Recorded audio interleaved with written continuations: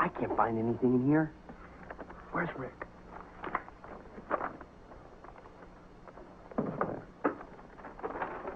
How many books you got there, man? Oh, just a few. They don't have much on the Holocaust. What about you guys? Well, we all can't be like you, genius boy. Very funny. Here, check this out. Let's sit down.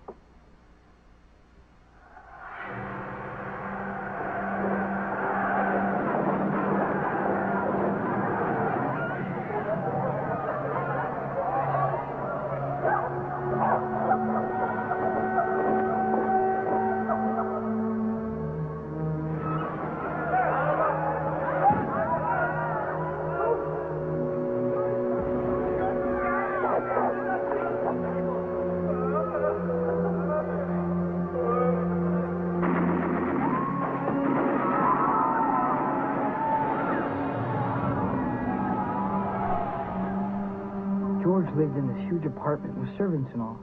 His family was very wealthy. But as soon as the Nazis came to power, everything changed. Jewish kids like George were taken out of school. They couldn't go to the park, to the zoo, to the movies. They even took his bike away. Can you believe that? His bike? He had to wear a yellow Jewish star sewn on his clothes at all times. I'm sorry, Rabbi. Sit down. This will not happen again. Go on. For a while, George and his family were pretty much left alone. That was because his father was a doctor and knew lots of important people. So he bribed the secret police to keep his family safe. He gave them everything he had. But it didn't matter. So then, one day, they came and arrested George and his family.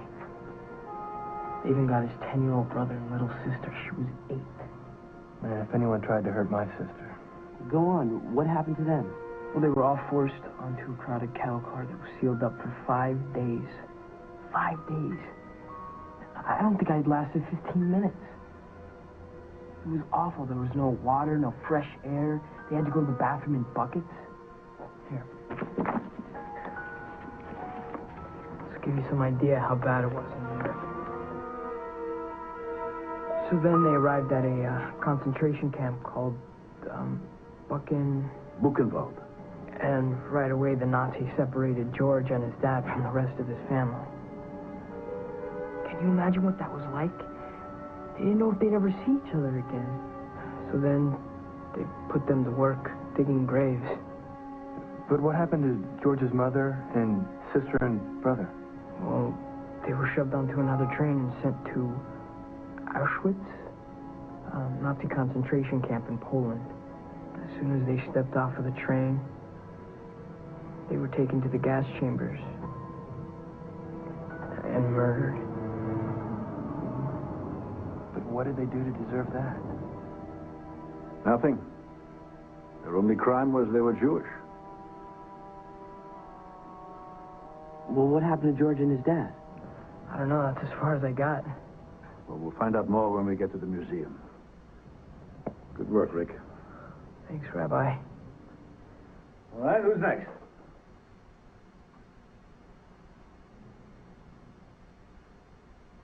You didn't do the assignment?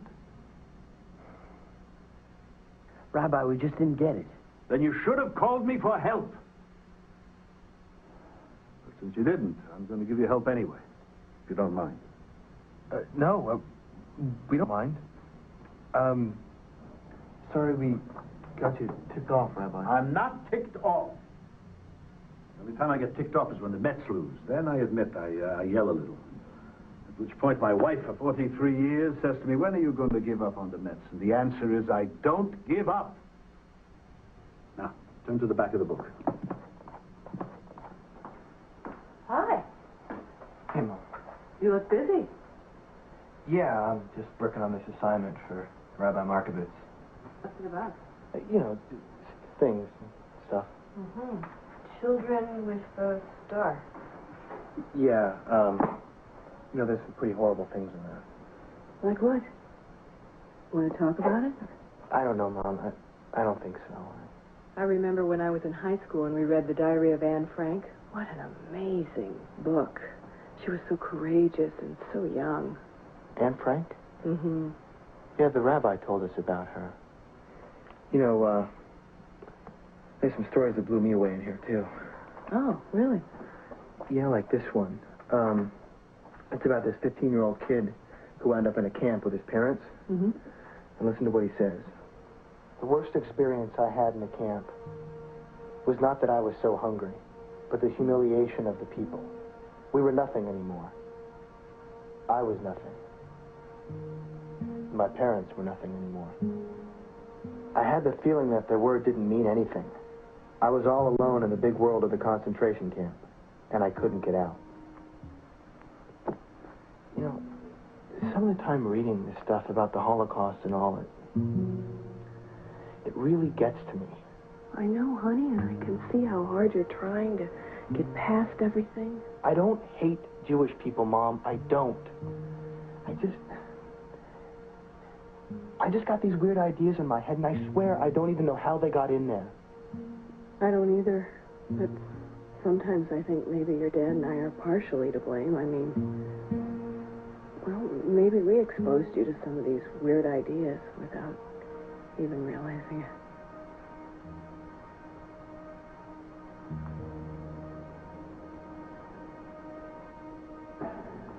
Parma was just this small village. It had only 232 Jews there. Now, Roberto, my guy, and his family, they had a really good life. And then in 1943, the Germans started arresting and deporting Italian Jews to death camps. Roberto and his family, they almost got away, but I don't know, they tried to hide in the mountains, but I guess someone saw them and turned them in. Why would anyone do that? Nazis offered rewards for turning in Jews. For about a year or so, they were moved to different prisons. Everywhere they went, it was dirty, and they had almost no food to eat. And then in 1944, they were forced into cattle cars with 850 other people. But listen to this. After about 3 days on the train, and I don't know how they managed to do this, but Roberto and his older sister Rosa, they broke through the barbed wire and jumped out. Here, check out this shot. Unbelievable. They escaped? Yeah. They got away. Yeah, but what about their parents? They stayed on the train. Rabbi, why didn't they go with their kids when they had the chance? That's a question we have agonized over for 50 years. It was a very common response. These people didn't know where they were going. They didn't think anything bad was going to happen. They didn't want to think anything bad was going to happen. They probably begged their children to stay on the train. They figured as long as the family stayed together, everything would be fine. Yeah, but here's the thing. 2 days later, when the train pulled into Auschwitz, they were taken straight to the gas chamber and killed. Yeah, but did Rosa and Roberto make it? I think so. I mean, they had to, right? They got away. Good work, Tony. Good job. Thanks, Rabbi. Jimmy, are you ready? Oh, but here goes. I'm Edward. He has 4 younger brothers.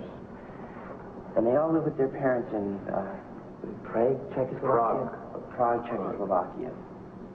Well, his father, he was a professor. He used to speak out against Hitler and the Nazis. But you know, anyone who messed with Hitler... Anyway, early one morning, Nazi soldiers came into Edward's house. And they shot Edward's father to death. And his mom, she tried to stop him. They shot her, too.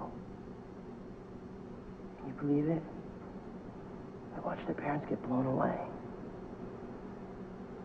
What about Edward? They sent him and his brothers off to this horrible place called Mauthausen. Yeah, Mauthausen. It was a concentration camp in Austria. By the way, did I mention that they were Catholic?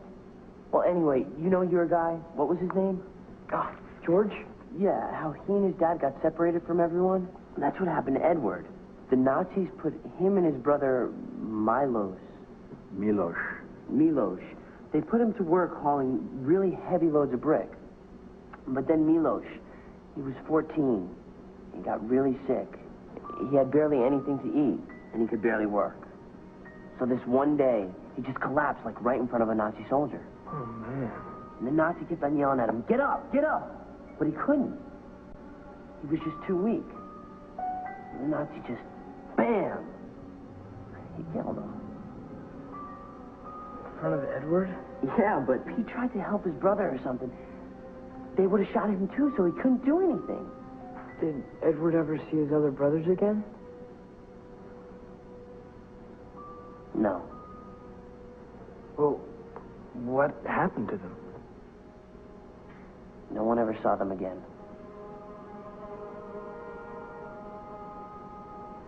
You worked hard, Jimmy. It shows.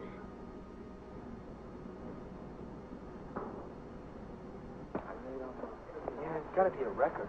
No, there's no record here. Yeah. Hey! Get off my lawn, now! Hey, I'm sorry, Mr. Goldberg. Yeah, we didn't mean anything by it. Yeah, we're really, really sorry. Come on.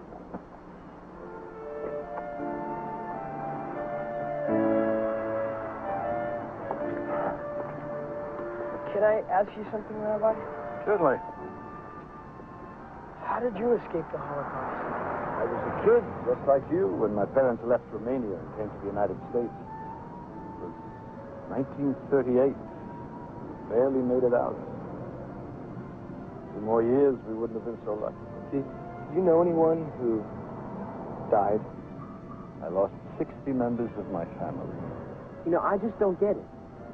You lost family in the Holocaust, and then we go and put swastikas on your garage and on your synagogue. How come you don't hate us with everything we've done? Some members of my congregation asked me that very question. They don't understand what it is we're doing here. I had to remind them that the Bible tells us we must never give up on young people.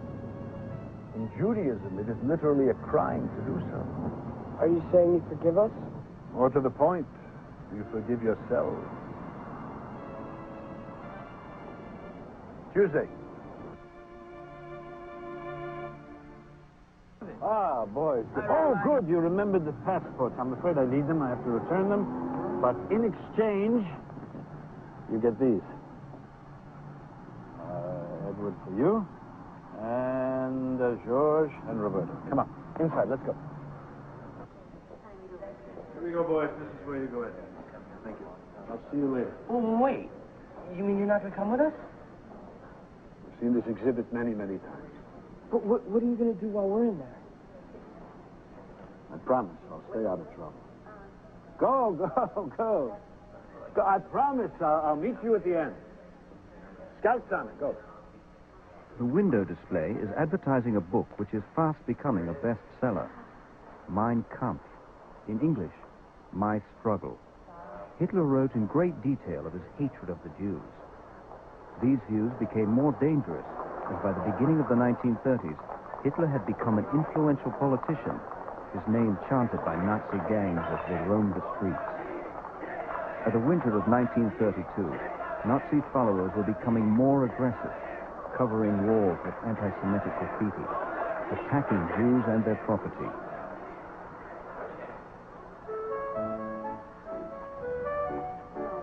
Let's listen to some Berliners as they reflect on the situation at a popular cafe.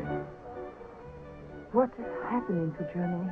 How many times do I have to tell you? I despise Hitler as much as you do. Oh, it's all right for you. You're not Jewish. I am. Darling, please don't worry. When the deportations began, this young couple committed suicide rather than be separated. What can I get you, sir? Beer, please.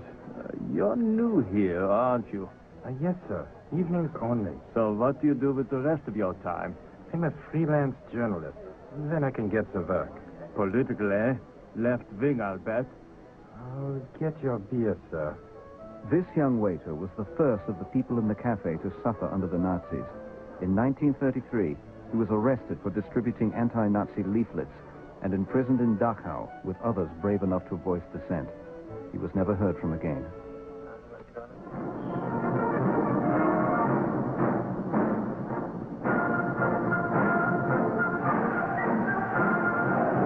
By the beginning of 1942, the Third Reich was at the height of its power, and millions of Jews were trapped in the Nazi net.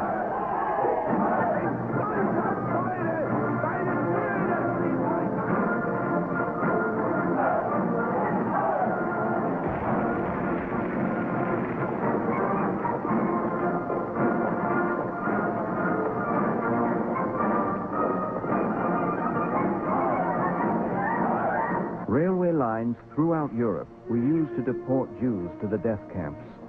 This map identifies only the larger ones. Millions of men, women, children, who the Nazis wanted to be rid of, were brought through gates like these. Dude, how would you feel? For almost all of them, it was the last they were to see of the outside world. Really scared. Really scared.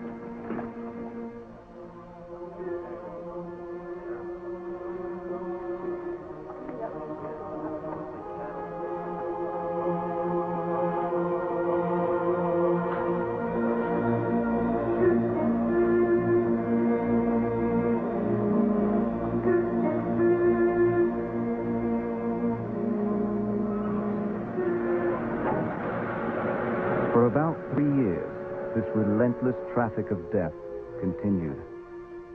As late as the summer of 1944, trains from Hungary and the ghettos in Poland brought hundreds of thousands of Jews to be murdered at Auschwitz. In addition to the thousands who were gassed daily, many others died from deprivation, disease, starvation, and the brutality of the guards.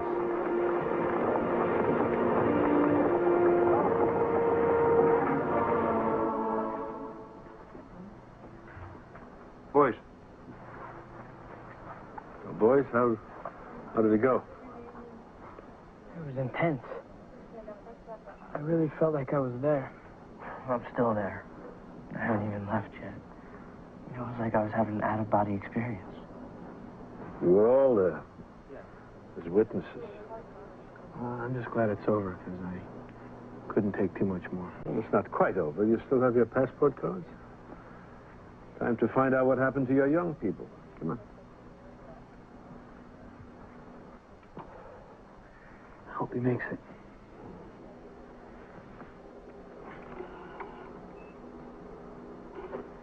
Roberto and Rosa jumped out of the window of the train. As they tumbled down a steep hill, Rosa broke her left leg and cracked several ribs. Roberto carried his sister for miles through the forest until they came upon an abandoned barn. They were forced to eat whatever they could find, mainly grass and weeds. One morning, 2 German soldiers burst into the barn and shot them dead. Damn.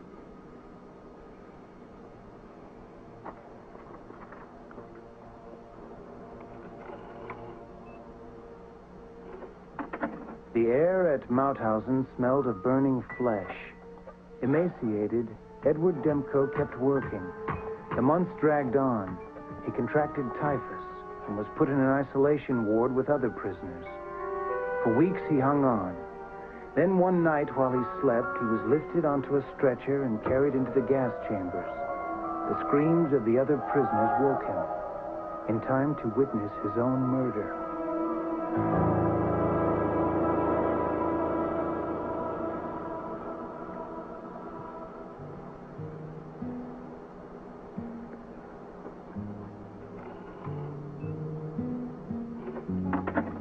George Adler and his father passed their second year in Buchenwald, doing heavy labor and growing weaker. One day, for no reason at all, the guards put George in icy water and left him to dry outside without clothes. His father protested, and they hanged him in front of his naked son. The Germans were losing the war. In the middle of the night, they lined up all the prisoners and forced them on a march. In the confusion, George escaped. He was one of the few Jewish teenagers to survive the Holocaust.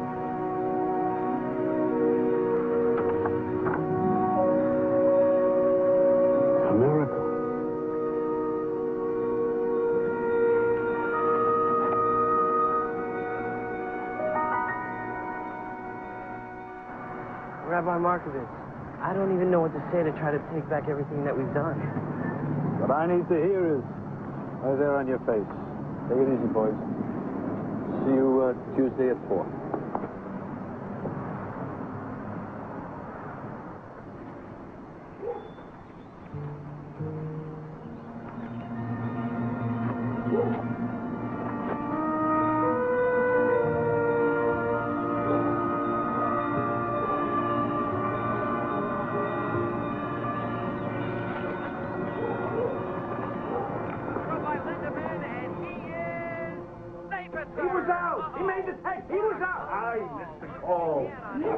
What? I was yelling. Well, the neighbors are always complaining. Got in under the tag. So the Dodgers with a major threat here. Runners at first. Wait. 2 outs. The Mets still lead in the ball game 2, but here comes Mike Piazza. And listen to this crowd. They are going nuts. Piazza tonight, 1 for 3 with a double in the 5th inning. So first and third. The Dodgers trailing by 1 run, and the Mets trying to nail it down. The pitch by Franco is outside ball 1.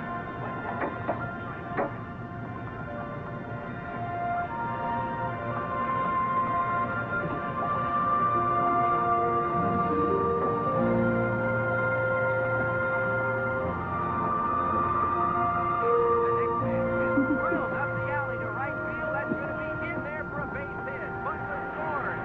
Here comes the winning run. It will score as well. And the Dodgers win in the bottom of the 9th. Another heartbreaking defeat for the New York Mets.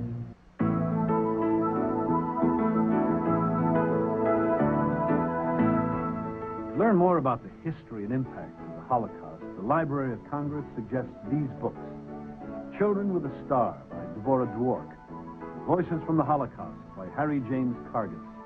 These and many other interesting books are available at your local library and bookstore. Visit them.